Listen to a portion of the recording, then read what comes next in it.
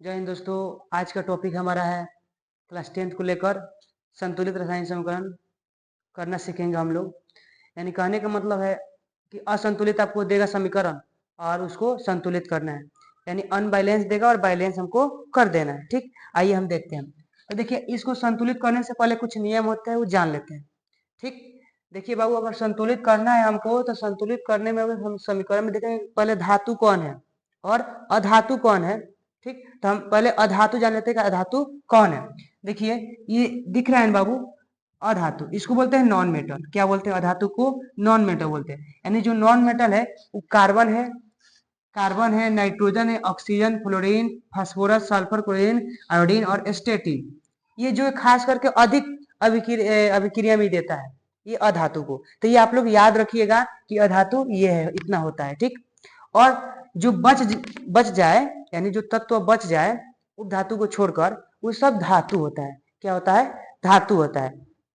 तो आइए देखते हैं इसमें धातु कौन है। बाबू हम बता देते हैं कि इसमें धातु कौन है और अधातु कौन है। देखिए, ये सोडियम जो है वो धातु, और हाइड्रोजन जो है धातु है, और ऑक्सीजन अधातु है। तो हम अभी आप लोग को बताए कि सबसे पहले पहले काम करना है धातु का। तो आइए हम चेक कर लेते हैं। सोडियम बाबू यहाँ पर एगो है सर, सोडियम एगो, यानी सर सोडियम को छूना नहीं है, यानी इसका काम हो गया है।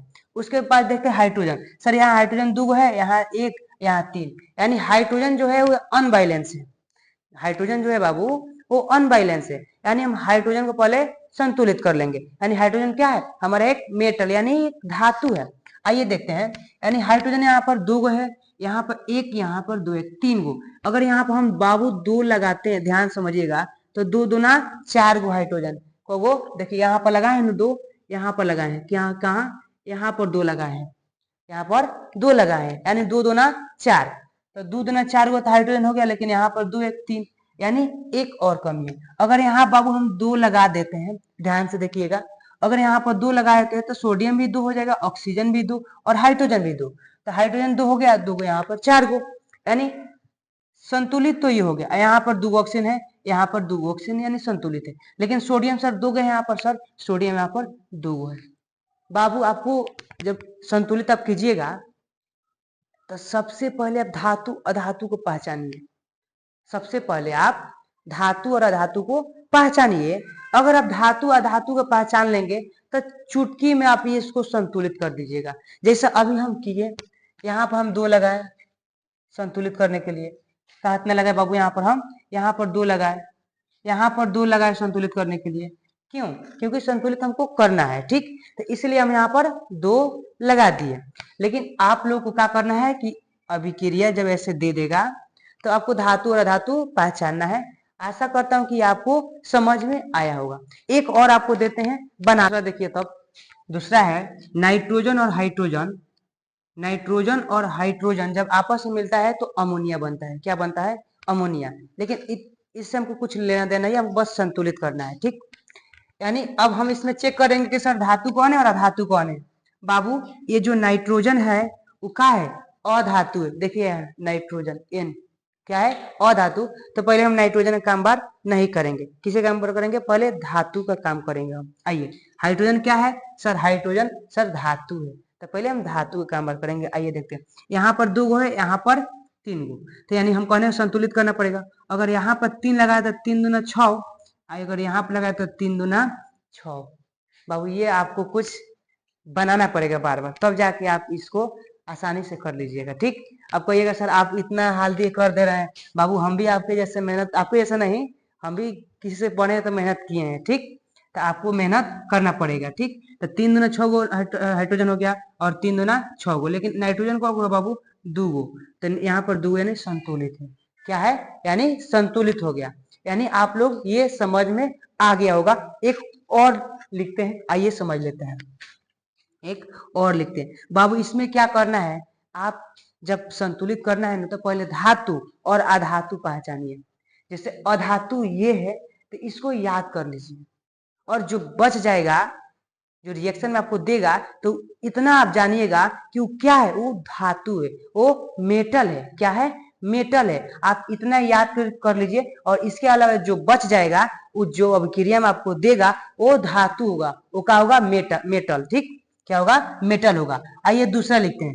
दूसरा क्या है, Fe प्लस H2O, यानी ये मिलेगा तो क्या बनेगा, यानी ये लोहा है और जल है, जब आपस में अभिक्रिया करता है तो क्या बनता है, देखिए Fe3O4, यानी फेरस ऑक्साइड बनता है। क्या बनता है, फेरस ऑक्साइड, और हाइड्रोजन गैस बनता है। अब इसमें हम संतुलित करने से पहले इसमें एक चेक करेंगे। चेक करना है क्या, कि धातु कौन है और अधातु कौन है। आइए बाबू देखते हैं। ऑक्सीजन, देखिए लोहा के Fe इसमें है नहीं है, यानी धातु है। देखिए यानी Fe मतलब लोहा, यानी लोहा इसमें है।